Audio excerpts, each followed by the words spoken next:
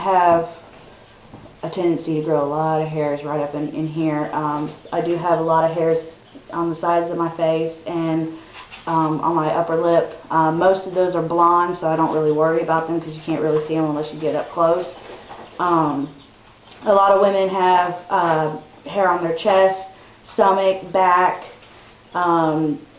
They can have really hairy arms and excess hair on the legs and stuff, which I actually do have excess. I don't know if you can see it. You can't probably really see it very well on the camera. But I have a lot of hair on my arms, but they're blonde too, so I don't really worry about them. Being overweight or obese, trouble losing weight because your body isn't processing sugar like it should be and is just storing it as fat. It can cause a vicious cycle of being overweight and not being able to lose the weight. And really, the only time I was able to lose any weight was when I went on a chicken broth and Slim Fast diet. I practically starved myself for 5 months. And I should have lost way more weight than what I did lose. And because I was even working out every day like a professional athlete for hours a day. And I still didn't lose much weight. You can have dark patches of skin. I have dark patches of skin under my arms and in the crooks of my legs, but you can also have them behind your knees, on the back or front of your neck. Some women have dark patches of skin in other areas and stuff. Skin tags, which I don't really have a lot of skin tags on my neck anymore because I went and pulled them off. I know it sounds kind of gross, but I got tired of looking at them. And so now what I do, if I feel a little one coming up, I'll pull it off. But I have several large ones that there ain't no way I can pull them off under my arms.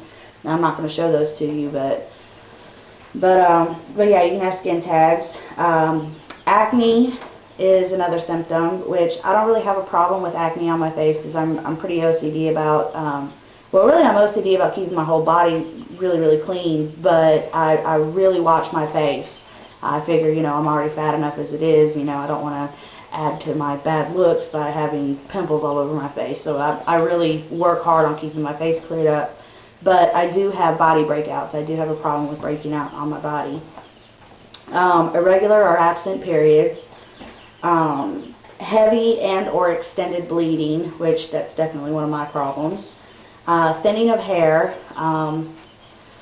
I do have pretty thick hair, so you really can't tell how much my hair is thinning out, but it does thin out pretty good. I wind up with my hairs all over the house, and you can find them in all kinds of strange places. Some of the other symptoms that I've found or read up on that really haven't been much of a problem for me, and I don't know really how true they are, but it was small breasts, which I don't have that problem because I have double D's. Lower sex drive, which I always had a pretty high sex drive, but after Marley was born, the youngest, my sex drive just plummeted. It pretty much went away. And depression, which I do have clinical depression and generalized anxiety, but I don't think that's really due to the PCOS. I think it's more due to the fact that depression runs in my family. But that's one. Now, not all women have to have the same symptoms. Some women can be very thin and keep the weight off easily, but have all the other symptoms. You could have only one symptom. You could have, some of the symptoms but not others. It really just depends on your body, how your body reacts to the fluxing of the hormones and all that good stuff. So if you don't have all of the symptoms but you suspect that you have PCOS or polycystic ovarian syndrome, definitely talk to your doctor, because more than causing problems with fertility, it can cause a whole lot of other health problems and can just overall just totally mess with your health. So if you suspect that you have it, but you're not sure, contact your doctor and make sure, you know, that you don't have something else going on, because it could even, like, not be polycystic ovarian syndrome. It could be something else, like a problem with your thyroid, or some other gland or something in your body that's messing with everything else. So, so anyway, I went to see the specialist, and the specialist said that she's 99% positive that it's polycystic ovarian syndrome, because when she did the ultrasound, she found, like, I think she said it was like 15 abnormal follicles, and that was just on my left side. She couldn't even find the right ovary. So, so yeah, so that, there was that, and then my symptoms and stuff that came together. She said, yeah, she's pretty positive. It also came back from my blood work that I had a lot of other things going on that was suggestive of polycystic ovarian syndrome, but the blood tests that actually test for that haven't come back yet. So she's not 100% sure it's polycystic ovarian syndrome. She's like 98-99% sure. They also found that I have a thyroid problem. They told me it was a hypothyroidism. I haven't really done a whole lot of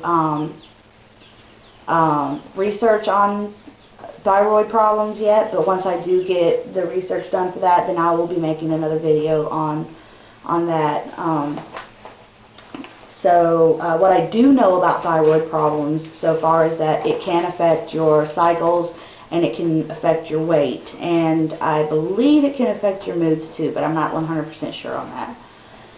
So anyway, my plan of action as of right now is, number one, to quit smoking, which that I don't think is going to be too hard, because I quit smoking cold turkey both times I found out I was pregnant while breastfeeding, so I don't think quitting smoking is going to be that big of a problem. It's not going to be easy, but I don't think it's going to be real difficult either.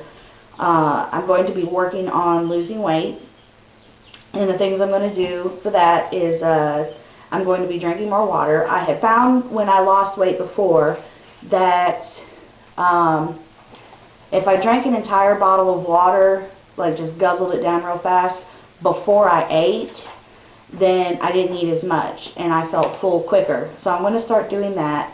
Also, about the water, I heard that it's like 75% of Americans are dehydrated and they don't even know it. And making sure you stay dehydrated enough in itself will help you lose weight. And I think in order to get your 8 8-ounce glasses of water a day, you have to drink 4 bottles of water. So if I drink a bottle of water before every meal, then that'll be 3 of my bottles of water a day in itself. So that'll help. The second thing I'm going to do to help me lose weight is working on portion control. And the way I'm going to do that, just to make it easier on me, is I'm going to purchase some more children's plates, like the Scooby-Doo ones and Dora plates and stuff like that. I mean, it's going to be kind of silly seeing me eat off of one of those, but it'll help me control my portions a lot easier than using a big plate. So I'm going to do that. I'm going to work on eating more wheat products. Excuse me, we already eat wheat bread, because I buy wheat bread really cheap, and I buy it in bulk and then I freeze it. And so since wheat bread freezes better than white bread, that's what we eat. We eat wheat bread. So I'm going to switch to wheat pastas, brown rice, and things like that, because those are more complex carbs or complex sugars than simple sugars, and simple sugars turn to fat easier. I'm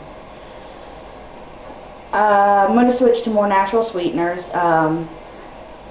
It was suggested by NC Birdie, thanks NC Birdie, that I try using raw sugar for things like Kool-Aid and stuff like that, because raw sugar hasn't been refined and is better for you. So I'm going to try to switch to that, and switch to using honey in my tea and coffee and things like that. I'm also going to be adding a daily workout. Because of my arthritis and the tilt in my spine, I really have to be careful with what I do, because I can aggravate the condition.